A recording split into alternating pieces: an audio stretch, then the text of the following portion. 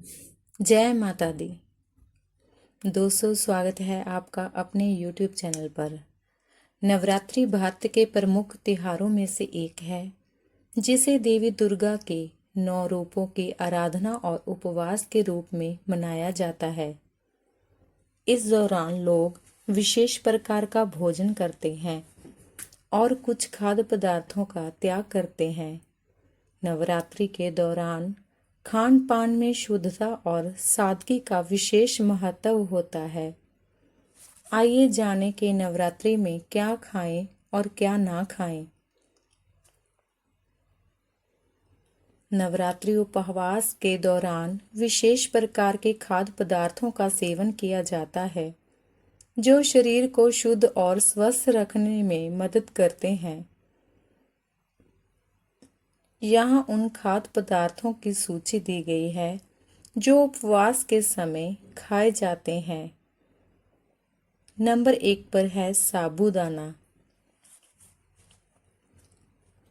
साबूदाने का उपयोग उपवास के दौरान विशेष रूप से किया जाता है।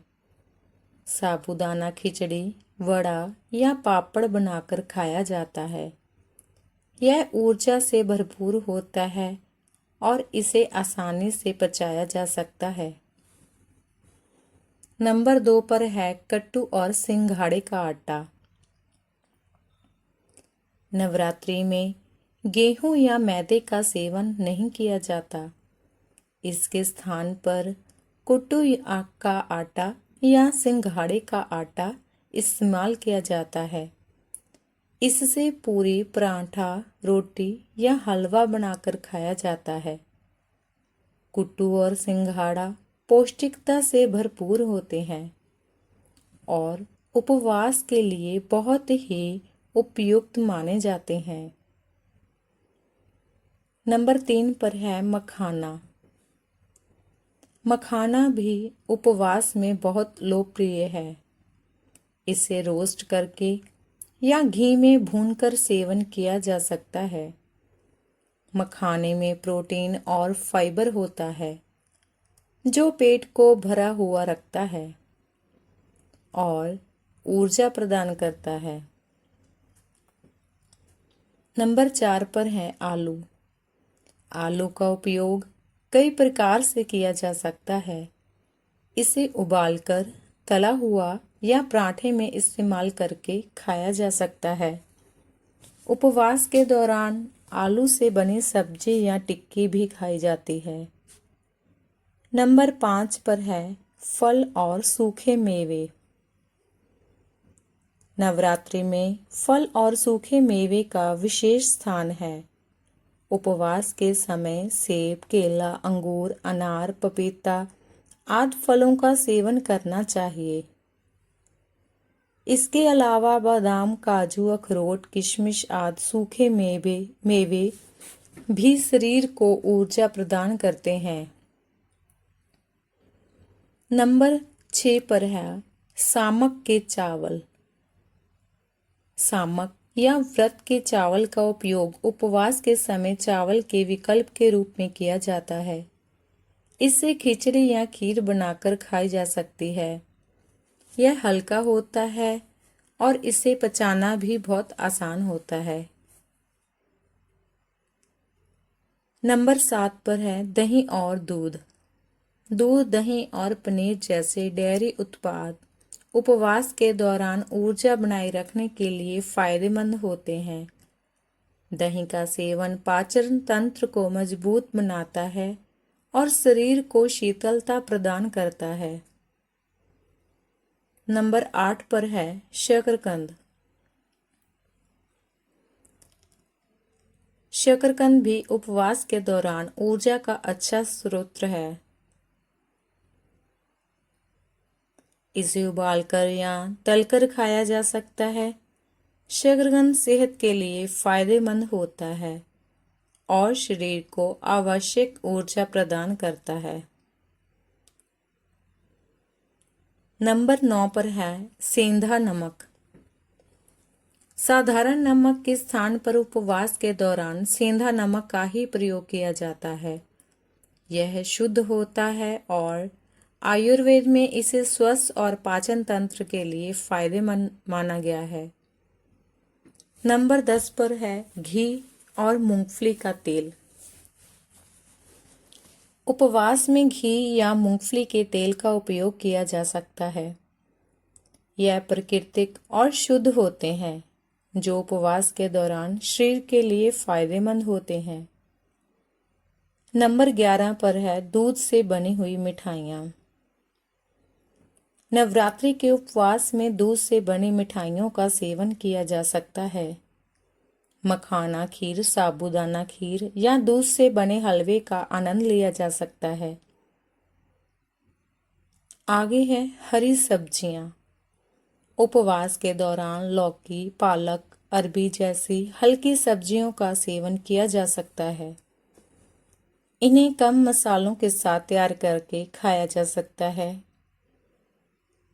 आइए अब हम बात करते हैं कि वह कौन सी चीज़ें हैं जो नवरात्रि में नहीं खाने चाहिए अथवा जिनका नवरात्रि में परहेज रखना चाहिए। नवरात्रि में उपवास के दौरान कई प्रकार के खाद्य पदार्थों का सेवन वर्जित होता है। यह धार्मिक मान्यताओं और पाचन प्रक्रिया के आधार पर निर्धारित किया गया है। यहाँ कुछ खाद्य पदार्थों की सूची दी गई है जो उपवास के समय नहीं खाए जाते। नंबर 1 पर है अनाज और दालें। नवरात्रि में गेहूं, चावल, जौ, मक्का, बाजरा आदि अनाजों का सेवन नहीं किया जाता। इसके अलावा मूंग, चना, अरहर, मसूर, उड़द जैसी दालों का भी सेवन वर्जित है। नंबर 2 पर है साधारण नमक। साधारण नमक का उपयोग उपवास में नहीं किया जाता। इसके स्थान पर सेंधा नमक का उपयोग किया जाता है, जिसे शुद्ध माना जाता है। नंबर 3 पर है प्याज और लहसुन। प्याज और लहसुन को तामसिक भोजन माना जाता है, इसलिए इन्हें नवरात्रि में नहीं खाया जाता।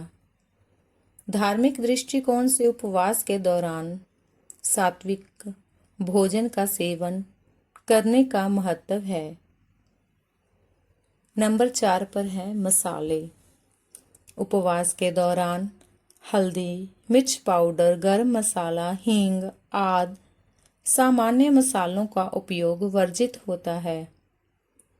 इसके स्थान पर काली मिर्च, हरी मिर्च, अदरक और जीरा जैसे मसालों का सीमित मात्रा में प्रयोग किया जा सकता है।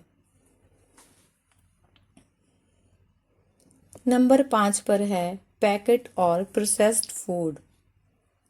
उपवास के समय पैकेट और प्रोसेस्ड खाद्य पदार्थ जैसे चिप्स, नमकीन, बिस्किट आदि का सेवन नहीं करना चाहिए। यह खाद्य पदार्थ शुद्धता और सादगी के मानकों पर खरे नहीं उतरते। नंबर 6 पर है चने और राजमा। चने जैसे कि सफ़ेद और काले चने और राजमा जैसी दालों और फलियों का सेवन भी उपवास के समय वर्जित होता है। इन्हें तामसिक भोजन माना जाता है और इनसे पेट में भारीपन हो सकता है। नंबर 7 पर है मांसाहारी भोजन। नवरात्रि में मांस, मछली, अंडा आदि मांसाहारी खाद्य पदार्थों का सेवन वर्जित होता है। उपवास के दौरान शाकाहारी और सात्विक भोजन का ही सेवन करना चाहिए। नंबर 8 पर है शराब और तंबाकू। धार्मिक मान्यताओं के अनुसार नवरात्रि में शराब और तंबाकू का सेवन पूर्णतः वर्जित है। यह मानसिक और शारीरिक शुद्धता बनाए रखने के लिए आवश्यक है। नंबर 9 पर है मसूर और अन्य बीज।